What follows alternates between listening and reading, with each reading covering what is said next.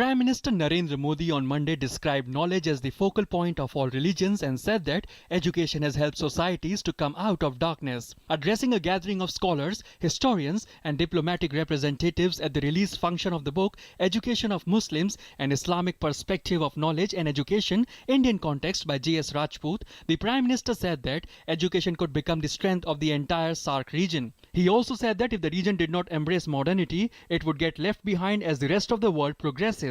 अगर गुरु ग्रंथ साहब को देखें तो उसमें चांदना की चर्चा आती है, बाइबल को देखें तो डिवाइन लाइट की बात आती है और कुरान को देखें तो खुदा का नूर ये शब्द आता है। इन सभी चीजों में एक कॉमन है, ज्ञान प्रकाश देता है, ज्ञान प्रकाश पथ देता है, ज्ञान मंजिल की ओर जाने की राह देता है।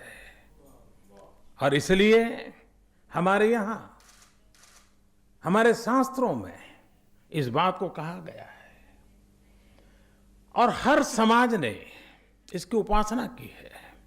The Prime Minister said it is the good fortune of people living in India that we have the opportunity to follow, understand and learn so many different religions and strands of thought at one place. He said India is ready to assume responsibility for eradicating polio from the entire SAARC region. आज Bharat polio से मुक्त हुआ, लेकिन मुझे पीड़ा है कि मेरे पड़ोस पाकिस्तान में भी पोलियो की आज भी तकलीफ है, बांग्लादेश में है, हमारे साथ पड़ोसियों में है। क्या हम सबका दायित्व नहीं है कि हमारे सब पड़ोसियों को भी पोलियो से मुक्त करें? और ये हम सबका सामूहिक दायित्व बनता है और भारत इस भूमिका को निभाने के लिए हर पल कोशिश कर रहा है। हमने सार्क सैटेलाइट बात कही है। सार्क सैटेलाइट के पीछे इरादा क्या है?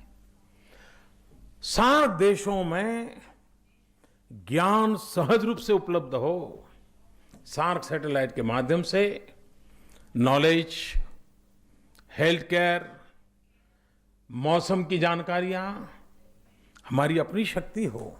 Prime Minister Narendra Modi said that the book can help us in our efforts towards understanding each other and understanding different points of view. He complimented the book's editor J.S. Rajput. The Prime Minister also complimented Sirajuddin Qureshi, who has written the foreword for the book. Arun Sharma, DD News.